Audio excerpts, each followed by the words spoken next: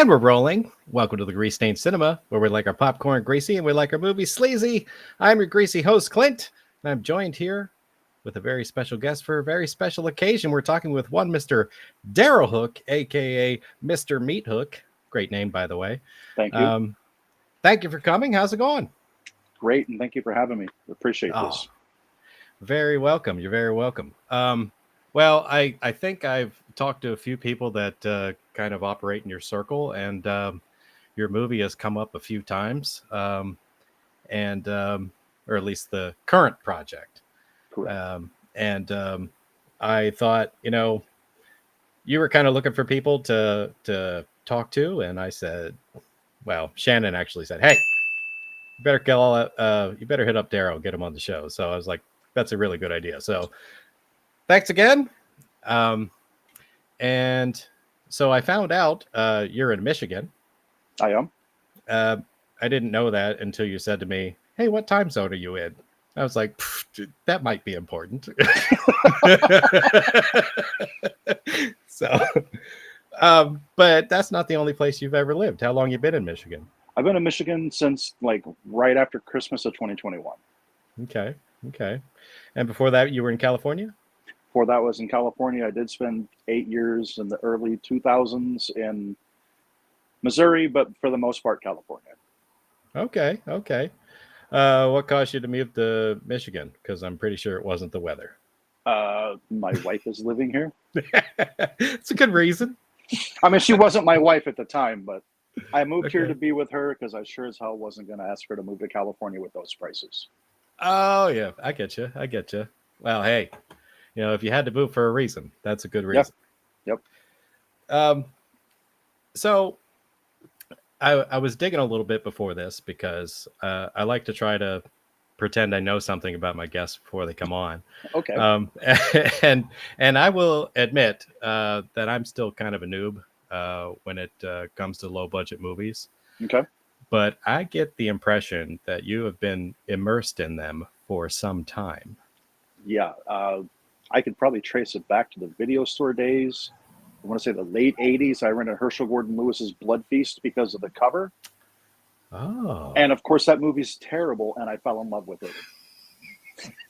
is that the one with the Turkey Man type killer? Am I No, getting that right? that Oh, is that's the Trooper, also known as Blood. I know I'm Jesus, getting it wrong. I know I'm getting it it wrong. is Blood something. Yeah. It's also known as the Trooper. I know Oh, exactly no, what no, movie no, you're no. talking Oh, about. okay. No. Blood Feast. That wasn't that the one with the Egyptian theme? Yes, Okay, that I have seen that. yeah, Um, with Fuad Ramses trying to resurrect an Egyptian goddess. Yeah, that's the one. yeah, yeah. So and I saw it rather recently, probably about a year ago. There's this really cool drive-in over in the Pittsburgh area that's called Riverside, and they do like movie marathons. Okay, And I went in there, and it was like that was one of the first movies they showed. I think they showed like 2000 Maniacs. I mean, nice. they were going way back, showing some old school stuff. I saw Humanoids from the Deep 1980, in great there. movie. Yeah, yeah. I'd never seen that before either until that moment. So I thought that was a really great introduction to it to see it on Yeah. a drive-in screen. So yeah. Um, so you said that goes back pretty far. Hmm. Um, are there any movies that you can recall that helped put you on the path to like really going into low budget films? I want to say 1994. I rented a movie called Zombie Bloodbath by Todd Sheets. It's made for about $2,000. I mean, $1993, and it's closer to six now. But yeah, it was made for like $2,000 in Kansas City, Missouri. They had like 792 zombie extras, which is outrageous for a movie of that size. Yeah, I would say so. For $2,000. Yeah, and it's shot on video. It's just the acting is abysmal because it wasn't actors; it was his friends. Right. and the gore is literally like the stuff in the butcher shop that they don't use. I always love that. That's always a good look. And I was like, when I first watched it, I was like, holy shit. Oh, I'm sorry. Am I allowed to swear? Yeah, yeah, go for it. Okay. I was like, holy shit, this is terrible. I love it. So like, yeah, early 90s is really what set me on the path to like low budget. Mm-hmm. The lowest declared budget I've ever seen is a movie called Massage Parlor of Death, which claims its budget is $50. $50. Okay. $50. So they're just really good at phoning in favors. Well, what it is also is like the guy's made a bunch of movies and he was just using like leftover props. Oh, okay. Yeah, all right. That's kind of like the DIY home builder. Oh, we could use this somewhere. Yeah, exactly. That's a good idea. I'm not gonna lie. I did check out your YouTube channel. I found that with the We Nerds YouTube channel, and I enjoyed several of those videos. I've been watching those past couple of days. Specifically the shitty movie reviews. Oh yes, right. We're reviewing shot on video movies. Yes, Mr. Meat Hook's shitty video reviews. Yeah, yeah, right down to rating them in dookies, which I thought was great. Well, the reason that came about was I had bought this movie called The Dingleberries. It's about space turds. I have it. Okay. So you're familiar with Chris Seaver's movies, or at least a little bit.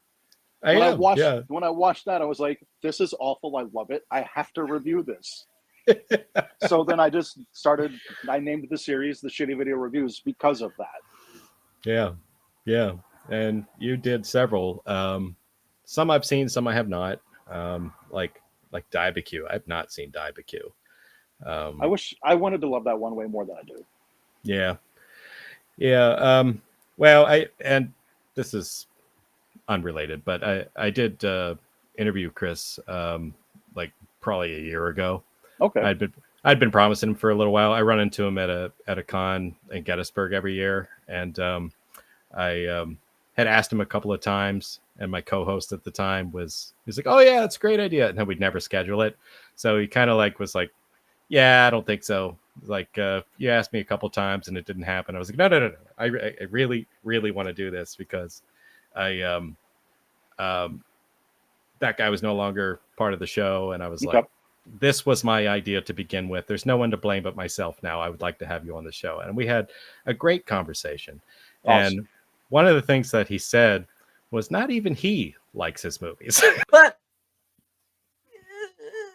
I got about 10 movies I could recommend you that out of the 60s something that I don't really like. I know he's got some regrets on some of his early stuff. Yeah. Yeah, I think I don't even remember how many he's made, but it's like it's well over 100.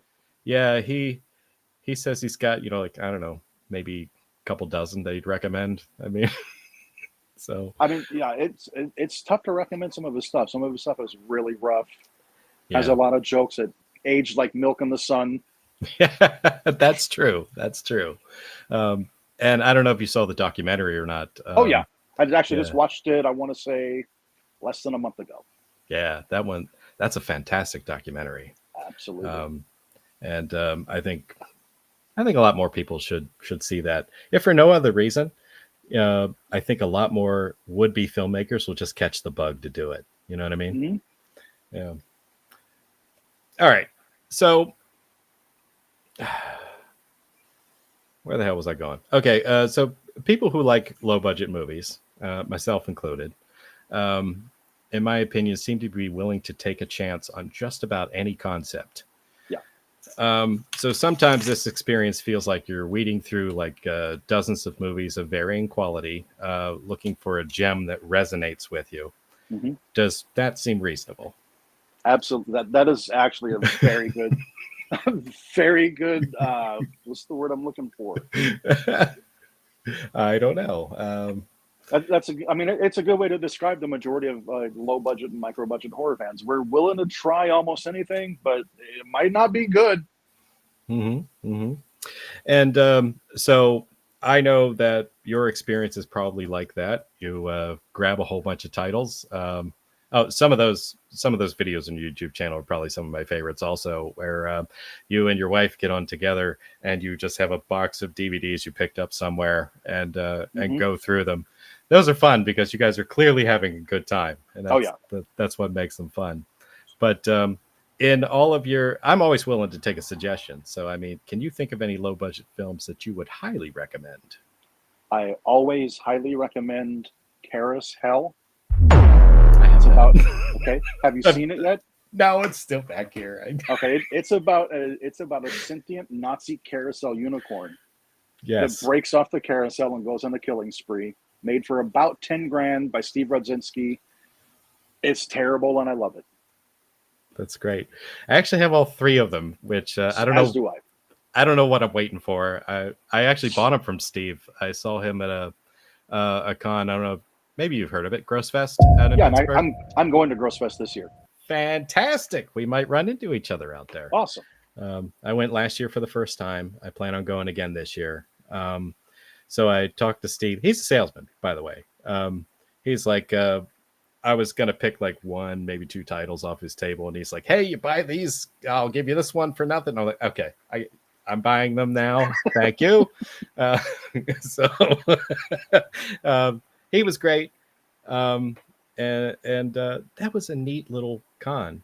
It's very small, but it's only been running, like a few years, and it always seems to be in the same hotel, and it's very cozy and quaint, and this is exactly what you get. I mean, that atmosphere is wonderful. So yeah, I'm going there because it was either that or Cinema Wasteland.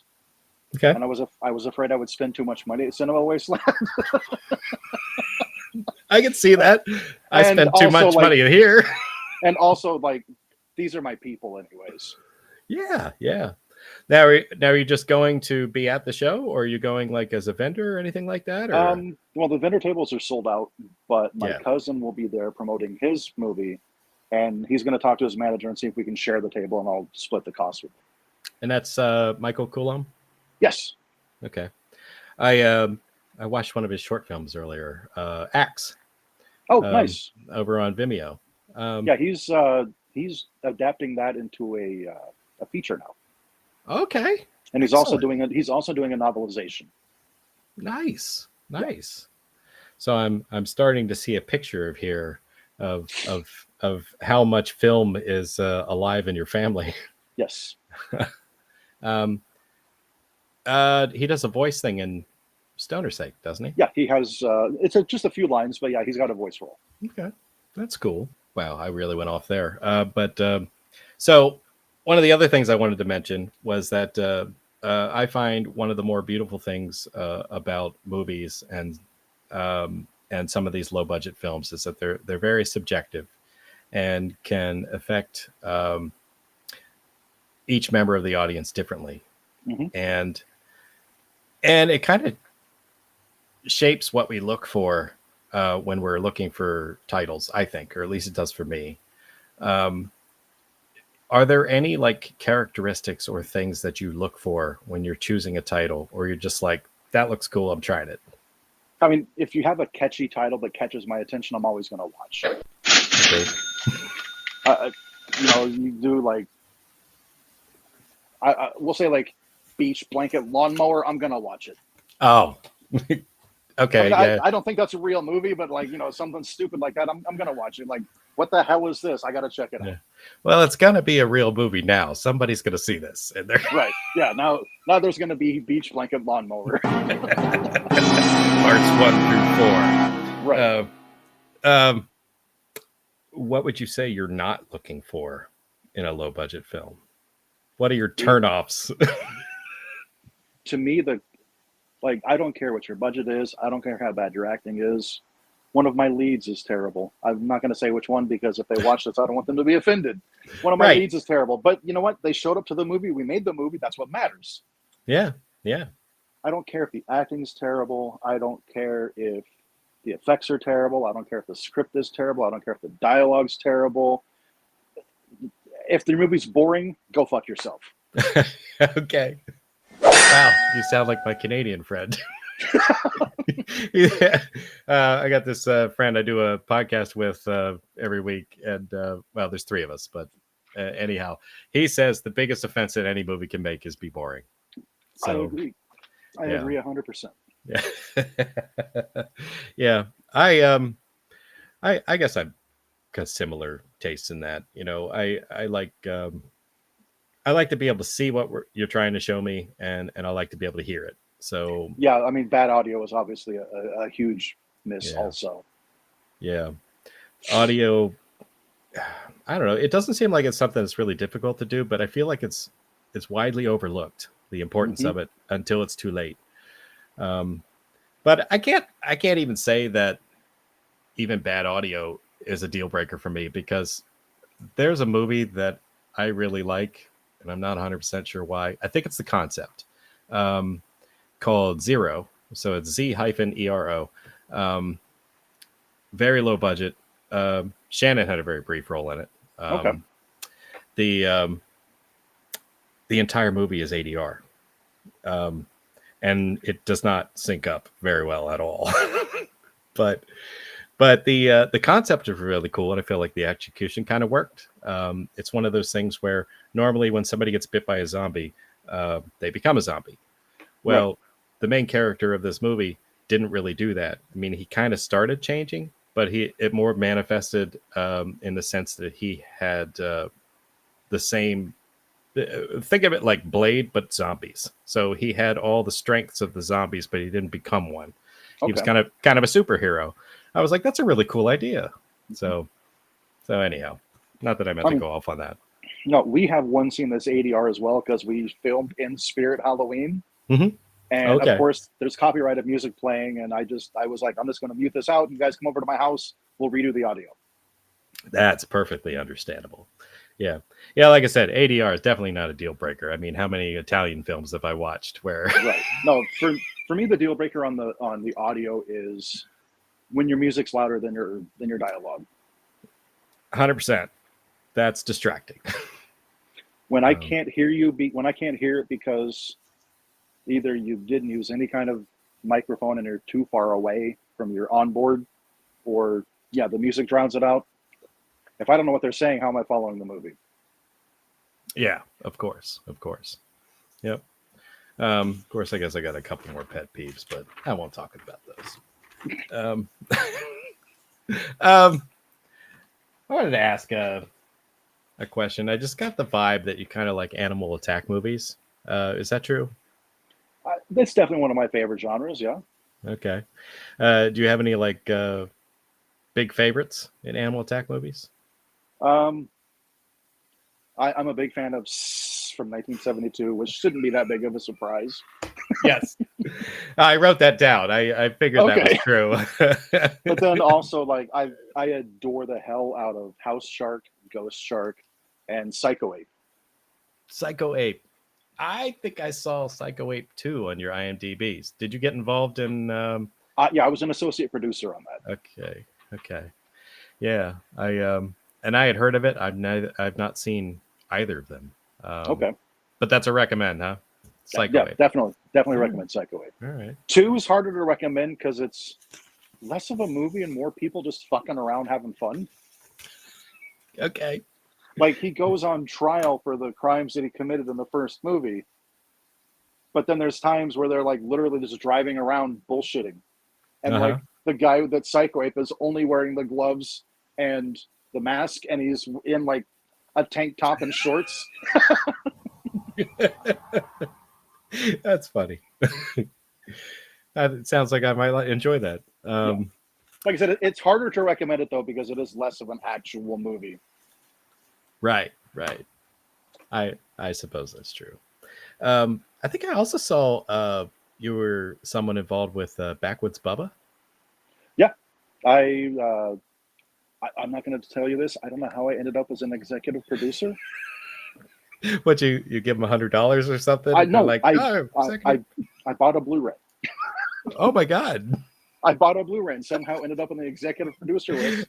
And I was like, I don't want to be like, no, guys, I'm not a producer. Yeah. I've seen that one. Believe it or not, I kind of like that one. I actually haven't seen it because there was a lot of problems with the Blu-rays when they first came out. Oh, okay. So yeah, he put out the Blu-rays and he sent them out, shipped them all out to the backers, and they didn't work. Oh, that sucks. So he got them re-encoded, and those ones didn't work. Oh, that's terrible. And then he finally sent, I want to say maybe a year ago, he finally sent out the replacement Blu-rays, and they worked. I just haven't gotten around to watching it. Well, I won't ruin it for you. Okay. I think I saw it on a streaming service. It may actually still exist on Tubi, but I don't know if it's the same version. So you might Right. have something different since you have a Blu-ray, which is cool. I like it when that happens. I've been following this one filmmaking company called Slasher 15. They're down in Virginia, so they're not Okay. super far away from me. I apologize. My window's open and there's trucks All driving good. by. So like they do so much crazy stuff with their crowdfunders. Like they make little pogs of characters from their films. You know, they do special edition posters, signed scripts. You know, you get exclusive cuts of the movie. So like if you support it up front, like they make a backer copy, you know, before they make the one that's going to get distributed. So Okay. like there's usually like extra footage or something like that. Mhm. It's just really kind of cool. So I like it when things like that happen. You feel like you got something really rare and unusual. Yeah. Yeah. So I pushed it off long enough. Let's get into Stoner Snake. All right. So what was it that made you say to yourself, self, I'm tired of just watching cheesy movies. I would like to make one of my own. So that's actually a really wild story. So Okay. I was at work with my buddy Corey, and it was shortly after Stoner Snake had come out, or sorry, Cocaine Bear had come Go. out. All right. It was shortly after Cocaine Bear had come out, and then like by that point they had announced Krakoon and Love that. Attack of the Meth Gator and stuff like that. So we started joking about drugged up animal attack movies, and he said Stoner Snake, and I said I'm gonna make that fucking movie, and that's literally the genesis of my filmmaking career. Okay. Okay. So I mean, I say a lot of things like that, and I normally say it jokingly or semi-jokingly, but like, but something made you say, "All right, I'm really going to do this. I'm going to put Yep. pen to paper, or I'm going to get Yep. on my laptop and I'm going to start drafting this into at least an outline or a script." I mean, like, when did you get focused on it? Was it like right after? Almost immediately. Oh wow. Like within a week, I was coming up with ideas. I was coming up with ideas for kills, ideas for like the basic plot of the movie. Like at first, Okay. it was just a snake that gets weed blown in his face and he goes on a killing spree, and then I developed into now he's from outer space.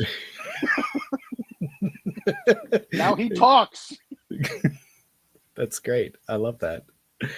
Um, so I've heard you say that this started as a horror movie that had comedy elements, but it eventually morphed into a comedy film that had horror elements. 100%. This movie's completely aware it's a movie. It references it several times. Okay, I'm good with that. It probably wouldn't even be inaccurate to say this movie probably has more fourth wall breaks than Deadpool. Oh my, that's a lot. Yeah. Okay, so like, when did the movie change from one thing to the other? Like when Just started becoming more comedy? When you got submissions just coming in, or no, just like when I started writing it. I started writing it like there was the first couple scenes, I was just developing characters, and then just like jokes would come into my head as I was writing. I put them into the script, and next thing I know, this is a comedy with 20 some kills in it. wow, yeah. I do like some of the names. I like the fact that he's, an alien of the Serpentine persuasion Yes. from the planet Scumdogia. Mhm. And he's come to, what the hell is it? Terra 420. Terra 420, yes. Where did the Golemar name come from? So if you ever go on Google and type in Indian thriller, Okay. Yes. I'm sure you've probably seen the video. I've seen the video. Yeah, the name of that song is Golemar. Get out. All right. That's good. Okay. I like And then that. because of the fact that I named the snake Golemar, I was like, you know what? It would be so out of pocket and fucking hilarious to end the movie with a Bollywood dance number. But that never made it past concept. Damn it. Battle Creek is fucking hard to cast, and I can't imagine trying to not just cast people, but people that can even kind of sort of dance. Oh yeah. And then choreograph some Bollywood thing. Yeah, Oh yeah. You need a bigger budget for that for sure. for sure. Yeah. What did that end up looking like? You did a crowdfunder? Oh yeah. We did crowdfunding. We've our target was 1,500. We've raised 3 times that. Fantastic. Yeah, It's the name. I was shocked. I was shocked that, especially like, yes, I've done a lot to support indie filmmakers, but ironically, most of them didn't back. They supported me in other ways. Like, there's a lot of them that are in the movie Mm-hmm. or helped with the movie in some way, but most of them didn't actually back it, but they definitely shared it out. Right. I think I might have shared it once or twice. I do this all the time. Like I kick myself after the fact. I'm like, why the hell didn't I get involved in that campaign? Same. Yeah. And this was one of those. It's like I saw so many familiar names going onto it, and it was all over my feed for weeks, and I just didn't pull the trigger on it. So I apologize. Maybe there's another way I could support the project after the fact. I mean, we are in demand if you wanted to still pre-order a copy. Oh, sweet. Well, maybe I'll go ahead and do that. Maybe I'll even share it in the description of this video so other people could do that. That would be great. I'll send the link as soon as we're done here. Fantastic. So did you draw from any of your many movie experiences to kind of inspire you in this film? I don't know if you're a Cheech and Chong fan or Evil Bong or I've never seen an Evil Bong movie. You're not missing a lot. Except for when I went to Texas Frightmare Weekend in 2018, and they had the world premiere of Evil Bong 777, and I walked out like halfway through. Oh wow! I was like, I'm tired. I'm gonna go to bed. Was that the one in the restaurant? I feel like it was. I think so. I think I don't even remember. Diana Prince was like I was kind of an employee there. Inebriated. I was kind of inebriated at the time, so I don't really remember. You're forgiven. Yeah. So you mentioned from 1972. Yeah. So do you have any characters in this movie that resemble Dirk Benedict or anything like that? Or Nope. I've done, like, there are definitely some jokes or references alluding to other movies, but I've done my best to make this unlike anything anyone's ever seen. Fantastic. I do like an original concept. I mean, it's not really that original. The concept, animal gets high, goes on a killing spree, but like, just the movie as a whole is just so wild. Does sound like a wild ride, and I'm in totally. I'm ready for this to come out. You said it's coming out in October. Hopefully before then, but yeah, that's the target is the Halloween timeframe. Okay, so that's the drop dead date. Halloween, you want it out. Yeah, Halloween. Even if I got to drop it on YouTube for free. Okay. Which I'd rather not do. No, who wants that? Cheat yourself. Right. It's got a pretty catchy hip hop song in the trailer. Yeah. How did that come about? So aside from YouTube, I also do TikTok, and I came across a local rapper who's also a huge horror fan. And I was like, hey, would you be interested in doing the theme song? And so he named his price. We worked it out. And yeah, he's also one of the leads in the movie. That's fantastic. Yeah. And he ended up being one of the leads in the movie because the very first day of shooting we had, which by the way was the fucking hottest day last year, was fucking terrible. 4 hours in the blistering sun. It was awful. But it was the only day that one of the people in the scene was available because they were driving up from Fort Wayne, Indiana. So Dr. Bubenstein? No, not Dr. She does live in Indiana, but no, not Okay. She's actually doing her stuff remote. Okay.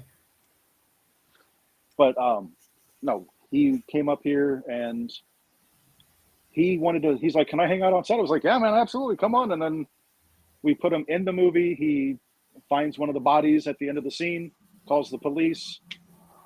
And then when I started casting, he's like, can I be in the movie some more? I was like, yeah, you want to be one of the leads? Yeah. Okay. You're in. Fantastic. Yeah. Little did that guy know he's launched a rap career and a film career. Yeah. I mean, he's actually he's done pretty well with his rap career. He's pretty well known. I mean, obviously it's like underground rap, but like, I don't know if you know what the Gathering of the Juggalos is. Heard of it. I can't say I know a lot about it. It's a huge rap festival that the Insane Clown Posse puts on, and he's performed there last year. He's performing there again this year. So like, to get their seal of approval is a big deal if you're in that if you're in that community. Yeah. Well, and I believe that he would get their approval. I mean, just judging from the theme music to the in the trailer. So yeah, it's a lot of fun. I even like the font that was used. It's all snakes. Yeah. Yep. So, do you do all your own editing? All my own editing. Okay. Yeah. I don't. It's not that I don't trust anyone else with the footage. Just like, I know exactly what I want from this movie. Oh, that's totally fair. And without I have no film experience, so I don't know how to communicate that to an editor. So, in order to make sure my vision becomes what I want it to be, I have to be the one to edit it. That makes sense. Well, and for your first project, I mean, you kind of want it to be hands-on, and there's plenty of filmmakers out there who do every film themselves. It's a little bit more intimate too. It's like you know everything about this film. Mm-hmm. I will say this: when you end up watching the movie, you're going to see my last name. You're going to see my name in the credits about 20 times. I've seen some movies like that. There's some folks local to here that do so much of their own stuff. It's like, it's just him and his wife. Yeah. So it's fantastic. All right. So I did want to bring up some of the cast of this film. There are a lot of familiar names in this. Yes. I already mentioned Rebecca Reinhardt. Going to do a remote role for Dr. Bubenstein. I think it's absolutely great that she's going to present your film. Me too. I've seen her do that a few times before, and that's a really good character. Yeah, I love Dr. Bubenstein. She's a great character. Yeah. Kelsey Livingood. I was just chatting with her yesterday. Just one of those people that I interviewed a while back, and we just stayed in touch. So it's really cool. I like to see these projects. I don't know what her role is like, but I know there's a very large plush snake in the scene with her. So, or at least that she's taken pictures with. Yep. Of course, I mentioned Shannon Atkins already. I mentioned, maybe I didn't mention, but Amanda Megan. So I don't know if they're in the same scene. They are in the same scene. Okay. Amanda Megan plays a reporter, and then Shannon plays someone high off their ass trying to describe what they saw with the snake. Okay. I'm in. Does not do a good job of communicating it. That's awesome.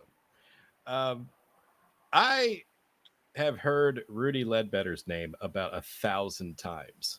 And I don't think that I actually knew what he looked like until I saw his picture on IMDb. Okay. I think he supports a lot of projects.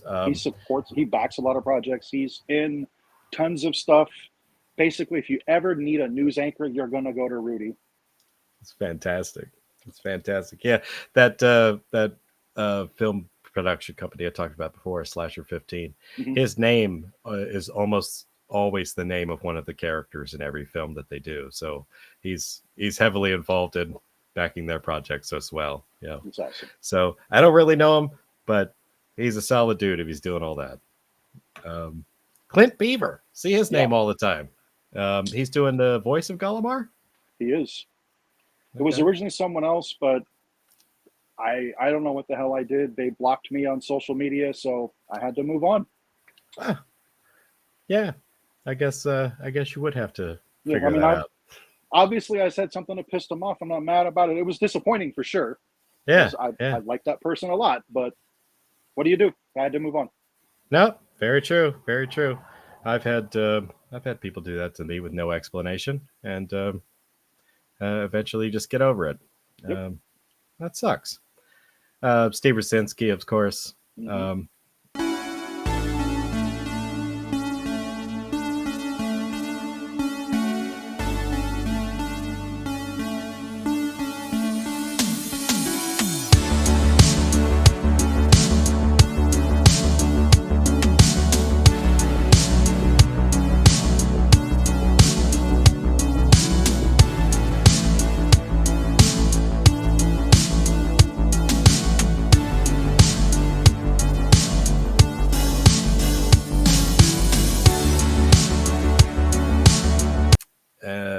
Maddie Deering.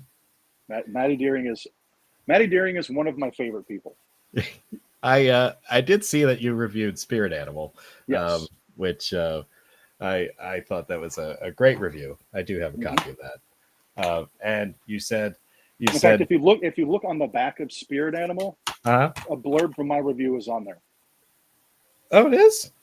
Oh, no, so, here it is. This movie will blow your fucking socks off. I love it. And I was talking to her at Grossfest last year, and I think we were talking about the Dingo Pizza commercial, and I was like, what's the deal with the phone number? I'm like, that's not real, is it? She's like, oh yeah, I think that's like a doctor's office or something. She's like, I don't think it's an active number anymore, but it's just one of those things that she's just like, I randomly like threw out some numbers, not realizing that you should just make a fake number. Yeah. But yeah, ironically, Maddie is in the movie, and in the movie, she gets Dingo Pizza delivered to her. Fantastic. I like to think of Dingo Pizza as like the unofficial pizza of independent horror movies. I really feel like it is, because after all, it's pizza so good. Dingo Yep. ate your pizza. I loved in your review how you said, Addie, come on, you have to make Bathtub Shark Attack. And then she did. She did. She did it. And it is just as good as I could have hoped for it to be. Mhm. But you got like Jesse L. Green in here. I saw Matt Burns' name on here somewhere. Steve Livingood, Kelsey's husband. Yep. I think I even saw in the trailer the director of Amityville Vibrator. Am I wrong about You that? did. No, you are not. No, You are okay. not wrong, actually, because him and the director of Psycho live about 2 hours from here, so they drove down one day and did a scene together. That's amazing. It's amazing. Yeah, I've seen And Amityville then, Vibrator. I and actually then, bought it from him. as a little exclusive for on here, in the movie, I got Nathan Rumler, the director of Amityville Vibrator, to talk shit about his own movie. Good. In fact, the day he was coming down, he's like, "So obviously my character has bad taste in movies." He's like, "So should I wear a shirt for a bad movie?" Yeah, you're like wear your own shirt. That's fantastic. Yeah, I love it. So I'm excited. I can't wait. I probably will check out the Indiegogo campaign and see if I can't hop on here at the very last minute. And I think that's going to be a blast. I don't know. I guess I should ask anything else you want to touch on about this project things you're excited for? I'm just excited for one to finally get it finished. We're filming the last scene tomorrow. Okay. And then I'm excited to finally get it finished, getting it put together and get it out for people to see. Fantastic. Well, I mean, I've heard it said a lot of times, it's a miracle every time a movie gets finished. Yes. So it's like you can't drop the ball at all. So I many. got extremely frustrated early on because I put out a casting call in the local, like, what's going on in Battle Creek type group on Facebook. Yeah. And basically every comment was, this is a scam, or this is how you end up on To Catch a Predator. Okay. And I was like, oh, okay. Yeah, fuck you guys then. Yeah. Guess you don't want to be in the movie. Right. But yeah, I'm just excited to get this out for people to see. That way I can move on to the next movie. That's right. And I did want to bring that up as well. Okay. I've been seeing some teaser type poster images of Sharkoween. Sharkoween, which is an that- anthology. And that's your next project. That is my next project. Yeah, it's myself and 4 other directors. One of them is Maddie Deering. Shannon's another one, as well as Logan Hamby out of Texas, and then Jack McCord, who is one of the Todd Sheets guys in Kansas City. We're all each individually doing segments. I basically said, here's your rules: 15 to 20 minutes. You have to find a way to blend sharks and Halloween together. There you go. Wow, that's crazy.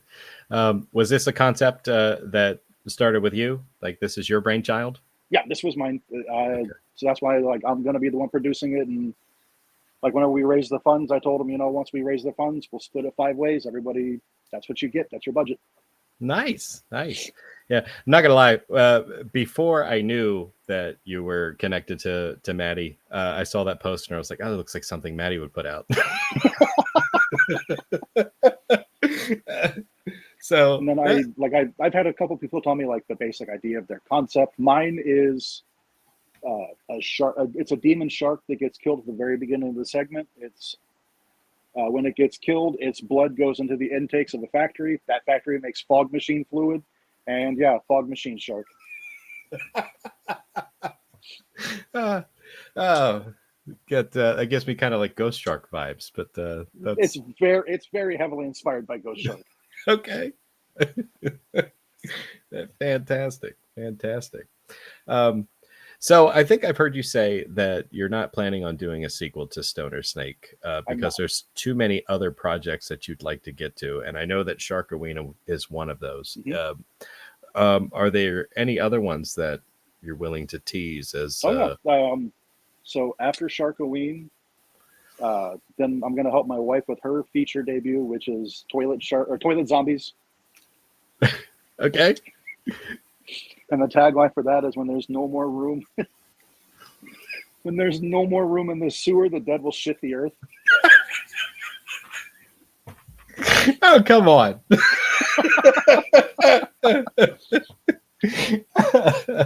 That's great. And then after that, we're going to move on to my next one, which is Hemo Goblin. Okay. It's about a blood-sucking goblin. And then after that, I'm doing a clown slasher called Honk Honk Stab Stab. Okay. And then the one I originally planned after that, I don't know that I'll ever do because it's a musical, and those are a massive pain in the ass. Wait, what's that? Oh, it's a musical. Oh, okay. And they are a massive pain in the ass. It's called Werewolf Jesus, the musical. Oh, my God. I mean, I don't know a thing about it, but I'm in. But that's also the one that I'm least likely to actually make. Okay. Well, you never know. You might gain some momentum and get a lot. Yeah, I can hope so. Yeah, get a lot more popularity. Get hooked up with some people who really know how to organize something like that, and you never know. That could be a real thing one day. Yep. I hope it will be. Me too, but that's the one I've got the least hopes about, just because this area, anyways, is so damn hard to cast in. Yeah. Yeah, you'll definitely end up having to source other places probably. Yeah. But fortunately for you, there's many of them out there. Yes. Yeah, Unfortunately, sourcing from other places means flying them out here, putting them in hotels. It gets expensive very fast. it does. It does. That's true. Um, I think I saw a post. I don't know if it was today or yesterday or what, where you said that you were asking for people's opinions on a tagline for Stoner Snake, Yes. where like you'll laugh, you'll scream, you'll wonder who the hell funded this movie or something like that. Yes. Yes. That has my vote. I like that. Okay, thank you. All right. I was actually laying in bed, drifting off to sleep, and that came to my head. I jumped up, typed it into my phone, and posted it on Facebook and fell asleep. Well, it works. I don't know if you got much of a response to that. I didn't see a lot of comments attached to it, but There's a lot more now. There wasn't a lot earlier, but there's a lot more now. okay. Okay. So look positive for that one. People are liking it. Yeah, it's probably going to be that. Okay, fantastic. All right. Well, if you got a couple more minutes. I've got all the minutes in the world. All right, fantastic. I like to jump into what I call the lightning round. Okay. Where I just ask a few silly questions, answer them however you like. Okay. So, what do you feel has been the most challenging aspect so far in making a film? This is going to sound weird, but I have really bad ADD, so it was actually staying focused long enough to just make the damn movie. Okay. But also, like I said before, the casting was a nightmare. Yeah. If it wasn't for Enoch X Mortis, the guy that did the theme song, I wouldn't have he literally helped me get all of my leads. They're all people that he knew. Awesome. It sounds like he's a good guy to know. Yeah. Yeah. Like I made him the assistant director, and this movie literally would not have happened without him. That's an amazing shout out. Yeah. Well, I'll be sure to feature him somewhere in this. So, what would you say has been one of your major victories? One of the major victories, I feel like, was our Halloween party massacre scene. Okay. Because it was about a dozen people together in an afternoon, because I literally got I had a bunch of extras lined up, and the day of, they all backed out. What? They all backed out. Okay. So we just started phoning in favors, and we got about a dozen people there and killed them all and had a blast. Fantastic. Well, I can see how you would call that a victory, because you literally pulled that one out of nothing. Yeah, the bigger victory might have been getting all the blood off the floor the next day. Understood. Because it was filmed in an unfinished house, so the floor was just raw concrete. I got you. And we didn't think to mix in dish soap with the blood. Okay. So it took 4 hours of scrubbing to get everything off the floor. I got you.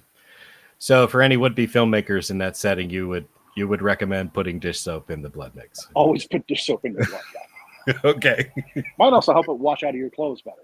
Yeah. Or rent a steam cleaner, maybe. I don't know. Yeah. Something. Or don't film on raw concrete. Sure. What would you say is the most fun that you've had during this project?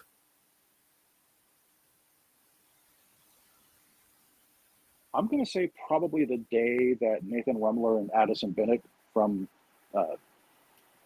Amityville Vibrator and Psycho 8 respectively came down. We had a really fun time with their scene. It's a very meta scene.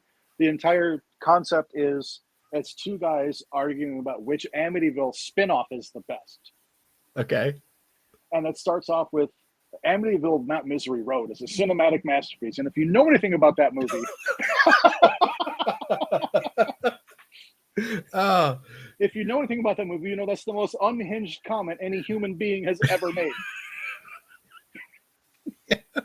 All I remember about that movie is we waited an hour and a half for 2 off-screen kills, and I was like, "What the fuck did I just watch?" It's literally a vanity project for the director's wife, or for the director's trophy wife. Yes, yes, agreed. I thought that the whole time, on that those other two people I do a podcast with, we actually did a review. We did a review of that, and for whatever reason, he has not released it. Probably because the director's very litigious. Oh, really? Yes. Maybe I should be worried. Yeah, if you feature basically any footage from his movie on YouTube, he will take it down with a copyright strike. Damn. Okay, he's serious. Yeah. I'll be sure to mention that. And to make a movie that bad and be that serious about it, like, what the fuck? Yeah. Yeah, he's pretty protective about it. Do you have a dream project? I mean, I know we've talked about several, but is there one, like if you had unlimited funds and, unlimited resources, what would you want to make? No one's ever asked me this, so I never really thought about it. That's cool. And you don't have to have an answer, but I just thought it'd be fun. I think I would love to, it's probably never going to happen, but I would love to collaborate with my favorite director, Todd Sheets, to remake his movie Zombie Bloodbath, because that's what got me into low budget movies in the first place. You know what? I think that's a good answer. That's nice. I was super excited when he agreed to do a line in the movie. Yeah, I imagine so. That's like having one of your heroes hop on. Oh yeah, be like, yeah. He's also got 2 of his songs in the soundtrack. Like he's involved without being too involved. Excellent. Exactly. Hey, who could ask for more than that? Right. Yeah. All right. So, any upcoming appearances that you want to make people aware of, or just events in general? I mean, you said you're going to Gross Fest, but you're kind of just going to go. I'm kind of just going to go. I might end up at a table. I don't know. That's still up in the air. But I'll definitely be wandering around. And then if you're in the Michigan area, I will be vending at the Battle Creek Punk Rock Flea Market on September 28th, I think it is. It's the last Sunday of September. Okay. Fantastic. Well, at Gross Fest, if you hang out with Tim Gross, I'm sure that he'll let you walk around with somebody's movie and just start yelling $5. I've heard stories. I was there. He got me twice. I gave him $5 twice for. So anyhow, how do people keep up to date with what you got going on? Is it social media? I'm most active on my Facebook. It's my name, Daryl Hook. It's going to be. There's a couple of them because I have an old account that I don't ever even log on to. I never bothered deactivating. I got a new account because I kept going to Facebook jail for 30 days at a time, and I got tired of it. It's a rough place in there. It can be, yeah. Especially when you're defending yourself and you're aggressive when you do it. Well, hey, can't blame you there. So yeah, if you're trying to get a hold of me, my Facebook is the easiest way. There's also Stoner Snake does have a Instagram page. I don't really I have a personal one as well, which is Mr. Meathook, but I don't really log on to that. I'm not on X or Twitter or Twat or whatever you want to call it. Yeah. I'm not on that at all. A lot of people fell away from that anyway. Yeah. I wouldn't bother. That's another thing where like I think I still have an account because I never deactivated it, but I never log on. Yeah. Okay. Wonderful. Well, that sounds good to me. Anything else you want to call attention to before I let you go? If she's watching, thanks, Shannon, for shouting on my movie so much. I appreciate it. Yeah. She's awesome. They're getting ready to go film. I saw that. They're filming with Chonda, right? Yeah. They're gonna be filming Black Sheep. It's gonna get exciting. That's just awesome. A few days left. Yeah. All right. Well, anyhow. Thank you again for coming on, Daryl. Thank you for having me. I had a blast. I will review this, and then I will probably look for some of those movie titles you talked about. Okay. Because I'm always looking for something cheesy and fun to look at. So, and I just want to say on my way out of here, you don't need a big budget to make a badass movie. And cut.